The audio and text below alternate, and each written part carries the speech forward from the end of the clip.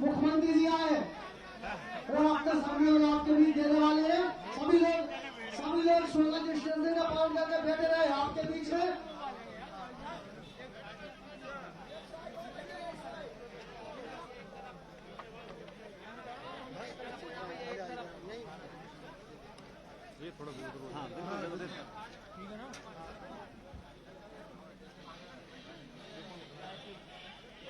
प्रदेश के मुख्यमंत्री और हम सबके नेता, लाडले नेता, किसानों की चिंता करने वाले माननीय शिवराज सिंह जी, मंच पर विराजमान सम्माननीय रामपाल सिंह जी, जिला अध्यक्ष जी श्री जयप्रकाश जी, मुदित सेजवार जी, हमारे मंडल अध्यक्ष श्री संतोष जी, श्री जितेंद्र बघेल जी मंडल अध्यक्ष, और जो संचालन कर रहे हैं श्री राम कुमार साहू जी जो सह प्रभारी हैं। मित्रों, हमारे लाडले नेता और आप सब किसानों के हितैषी सम्मानित शिवराज सिंह जी ने पूरे प्रदेश का हवाई सर्वेक्षण किया है। हर जिले में जा रहे हैं और हेलीकॉप्टर से उतरते हैं और एक एक दो दो गांव में उतर के खेतों का खुद निरीक्षण कर रहे हैं। उन्होंने स्वयं ने ये देखा है कि कई एकड़ों में सोयाबीन की फसल बर्बाद हो गई, सोयाबीन की फसल बाढ़ के कारण भी बर्बाद हुई और इल्ली के कारण भी बर्बाद हुई। माननीय शिवराज जी ने धान की फसल को भी देखा है और विशेष बात यह है कि दूसरे जिलों में तो वो एक एक दो दो गांव गए, लेकिन आज उन्होंने आपके यहाँ 5 गांव का दौरा किया। वो कम से कम 6 स्थानों पे उन्होंने सोयाबीन की और किसानों को उन्होंने ढांढस बंधाया और ये आश्वासन दिया कि आपको भरपूर रूप से किसी न किसी रूप में वो मुआवजा देंगे।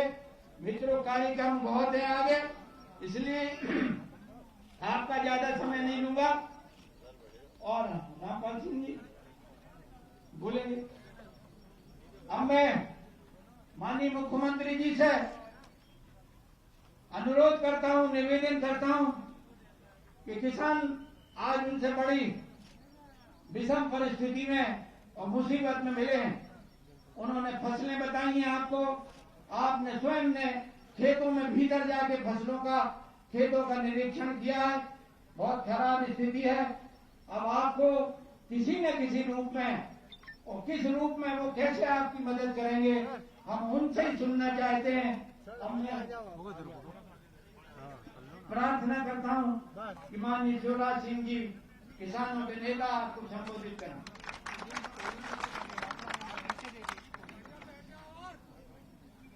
हमारे वरिष्ठ नेता, पूर्व मंत्री सम्मानित श्रीमान डॉक्टर गौरीशंकर सेजवार जी, प्रदेश के वरिष्ठ नेता आदरणीय श्रीमान रामपाल सिंह जी, हमारे सभी वरिष्ठ साथीगण, मेरे प्रिय किसान भाई और बहनों, बेटे और बेटियों, लगातार कुछ दिनों से मैं बाढ़ पीड़ित क्षेत्रों में जा रहा हूं। कई जिलों में अब तक गया हूं, आज रायसेन जिले में आया हूं। बाढ़ भयानक तबाही लेके आई। पहले कोरोना का संकट जो अभी भी जारी है, बोलने के लिए मैंने मास्क खोला है। मैं जब मुख्यमंत्री बना तो उसके पहले कोरोना फैल चुका था। पहले पूरी क्षमता, पूरी ताकत कोरोना से कैसे निपटे, क्योंकि नई बीमारी थी। और जब मैं आया तब डॉक्टर, दवाई, अस्पताल, वेंटिलेटर, ऑक्सीजन सिलेंडर, अस्पताल में बेड टेस्टिंग की व्यवस्था कुछ नहीं थी। पहले तो मैं कोरोना से जूझता था और जूझते जूझते कोरोना का मैं भी शिकार हो गया, क्योंकि बड़ी खराब बीमारी है ये। हाथ मिलाने से, बगल में खड़े रहने से एक आदमी से दूसरे आदमी पे जाती है। ये कोरोना नहीं होता तब तक तो कई चक्कर वैसे ही लगा चुका होता। डॉक्टर प्रभुराम चौधरी जी को भी कोरोना है। आज ही मेरी बात हुई, कल भी चर्चा हुई थी, वो उनका स्वास्थ्य में सुधार हो रहा है और जल्दी स्वस्थ होकर आएंगे। उनको भी चिंता थी कि बेतवा की बाढ़ में बहुत नुकसान हो गया, तो उनका चिंता मत करो, मैं जा रहा हूं। अब रात मुझे अभी तक क्या 29 तारीख को मैं खाते गांव में खराब फसल देख के लौटना था। भोपाल पहुंचा और सब तरफ से खबर आने लगी, जबलपुर संभाग में भारी बारिश, जबलपुर, मंडला, डिंडोरी, बालाघाट, छिंदवाड़ा, सिवनी, नरसिंहपुर, होशंगाबाद, रायसेन, विदिशा, भोपाल, आसपास के पूरे इलाकों में मूसलाधार बारिश। और रात से खबर आने लगी कि बरगी ओवरफ्लो हो रहा है बांध।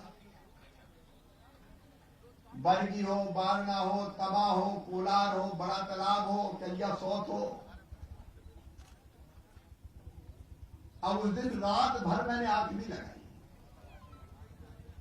जब चारों तरफ से बाढ़ बढ़ने का संकट आ रहा था। नर्मदा जी की बाढ़ भी कई जगह 73 के ऊपर पहुंच गई। लोग कह रहे थे कि 73 में भी ऐसी बाढ़ नहीं आई थी। होशंगाबाद के नीचे चारों तरफ जलोजथा, बीलो पानी पानी।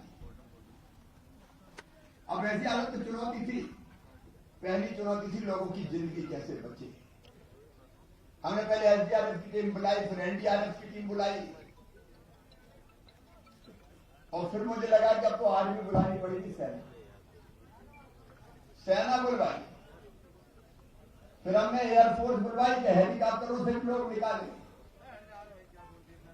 और एयरफोर्स ने, सेना ने, एनडीआरएफ ने, एसडीआरएफ ने, यहां भी हमारे कलेक्टर, जिला प्रशासन ने, डॉक्टर साहब भी बैठे, हमारे बाकी साथी बैठे। रात में पास के गांव में एक गर्भवती बहन तक को निकाल के लेके आए। कई जगह रात में पेड़ों पे से, छतों पे से लोग निकल आए, हेलीकॉप्टरों से उठवाए। 300 के आसपास, 294 लोग। एक संतोष मुझे, इतनी बड़ी बाढ़ में भी इंसान की जान हमने नहीं जाने दी, कम से कम जिंदगियां बच गई। भयानक बाढ़ थी तो पता नहीं कितनी है। अब जाने तो बचाने में सफल हो गए, लेकिन अब जान भी तो है। अभी हमने देखा, हमें तो 5-5 बार सांसद रहा, मैंने तो बेतवा में ऐसी बाढ़ नहीं देखी। यह बात अलग है, जब हम लोग चर्चा कर रहे थे डॉक्टर साहब, हम, रामपाल जी, तो पहले बड़े पुल नहीं थे तो वहां तक देखने नहीं जाता। एक बार नाव से गए, लेकिन बेतवा की धार कई जगह सीधी हो गई और ठेठ भोपाल से लेकर रायसेन जिले से विदिशा जिले तक दोनों तरफ की फसलें साफ करती हुई बेतवा चली गई। अब धान में देख के आश्चर्यचकित रह गए। कुछ खेत तो ऐसे या बहाव था, ऐसा लगता काट दी हार्वेस्टर से लग गई, पहचान में नहीं आ रही कि धान लगी थी। धान गई, सोयाबीन गया, फसल पूरी तरह से तबाह और चौपट है जो डूब गई। लेकिन आज आपसे ये कहने आया हूं,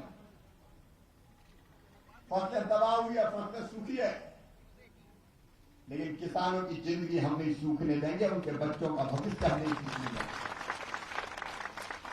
ये बात भी सही है कि कोरोना के संकट के कारण अर्थव्यवस्था की कमर टूट गई, खजाने में ज्यादा पैसा नहीं है, कहीं से आई नहीं टैक्स। लेकिन मैं रोने नहीं आऊंगा कि मैं क्या करूं, पैसे ही नहीं है। कहीं से लाऊं, चाहे उधार लेके आऊं, लेकिन राहत की राशि दिलवाऊंगा। आप बिल्कुल चिंता मत करें, हम इंतजाम करेंगे। संकट के लिए तो सरकार होती है, पिछली सरकार में से थोड़ी है।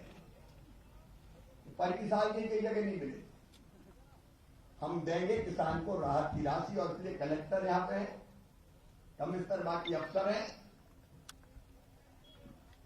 एक एक खेत का सर्वे होगा,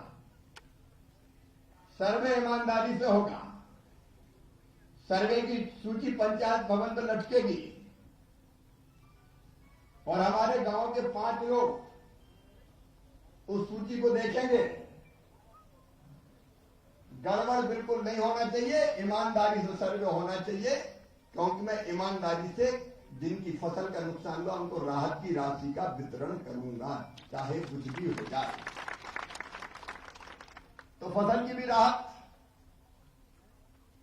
फसल बीमा योजना की तारीखें खत्म हो रही थी, हमने बढ़ा के पहले 21 अगस्त फिर 31 अगस्त करी, लगातार तारीख बढ़ाते चलेगा ताकि कोई रहेगा तो करवा ले। तो राहत की राशि प्लस फसल बीमा योजना दोनों मिला के किसान भाइयों आपके नुकसान की भरपाई करवा दी जाएगी। कुछ जगह मुझे अभी शिकायत मिली है पिछले साल की फसल बीमा योजना की 18-19 वाली, उन शिकायतों की भी पूरी गंभीरता से जांच करेंगे, बीमा कंपनी से चर्चा होगी, उनको भी न्याय दिलवाएंगे। यह आपके लिए काम करने वाली सरकार है और इसलिए मैं चैन से नहीं बैठ पाया। मैं पहले भी हेलीकॉप्टर से देख जाऊं, पूरा वहीं से निकला था, वहां से लेकर पूरे विदिशा तक, नर्मदा जी पे भी या बेतवा जी पे भी मैं आया। इसलिए आज कोई और भाषण का विषय नहीं है। हमारे कुछ मित्र कह रहे हैं कांग्रेस के वो तो बाढ़ पर्यटन कर रहे हैं मुख्यमंत्री। हमका तुम कभी घरों से नहीं निकले, बंगलों से। जब हम कहते थे निकल जाओ जरा देख लो, बोले हम तो बैठे बैठे देख लेते हैं। अरे बैठे बैठे नहीं देख सकते, किसान के दर्द को देखना है तो खेतों में जाके देखो, तब पता चलेगा किसान के कलेजे पे क्या गुजर रही है, उसके ऊपर जो बीत रही है, फसलों की जो हालत है, वो किसानों के बीच में जाके देखी जा सकती है, खेतों में देखी जा सकती है। और इसलिए मैं बैठा नहीं रह सकता, पैसे की कमी के रोना भी नहीं रोक सकता।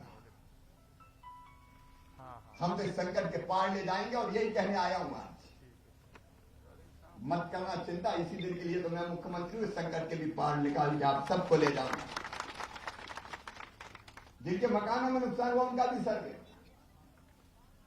सामान डूब गया, अनाज खराब हो गया, बर्तन भागे, मकान ही अगर गिर गया, गिरे मकान बनवाएंगे।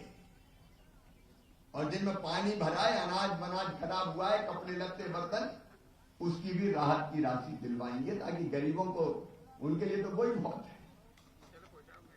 अभी प्रभावित घरों में 50-50 किलो गेहूं बांटना शुरू कर दिया होगा, वो राहत तत्काल मिल जाएगा, जरूरत है वहां। बाकी व्यवस्थाएं भी जारी रहे। एक दिक्कत है पीने के पानी की, बिजली भी कई जगह चली गई थी, ट्रांसफार्मर डूब गए, खंभे गिर गए, वो तेजी से मैं फिर से खड़े करवा रहा हूं। पीने के पानी की भी युद्ध स्तर पर व्यवस्था करने की कोशिश होनी चाहिए, क्योंकि कुआं से लेकर बाकी सब पेयजल के स्रोत भी पूरी तरह से बर्बाद हो गए थे, उनको भी करवाएंगे। आज मुझे पानी के टैंकर जहां जहां जरूरी है बिल्कुल भेजे जाए, कोई कसर न छोड़े। प्राकृतिक आपदा में जैसा बेहतरीन काम लोगों को बचाने के लिए किया है, 4-5 लोग निकाल के लाए थे, जगह जगह से लोग निकाले, 13,000 लोग निकाले बाढ़ में, 13,000 लोग पूरे मध्य प्रदेश में अलग अलग जगह से। हम उनकी जिंदगी भी संभालेंगे। आज कोई बहुत लंबी बात कहने का औचित्य नहीं है मुझे, और अभी 5 जगह और आज जाना है, क्योंकि थोड़ी थोड़ी देर में पहुंच जाता हूं तो लोगों की भी हिम्मत बढ़ जाती है कि मामा आ गया, अब चिंता मत करो। और मैं किसी की आंखों में आंसू न देख सकता, न रहने दूंगा। बहुत बहुत धन्यवाद।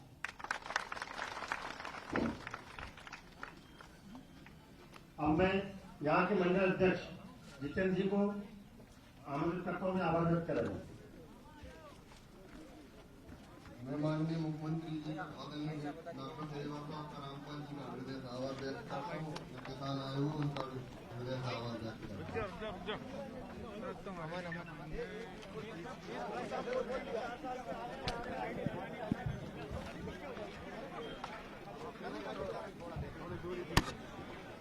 थोड़ा सेंटर में जाइए सर।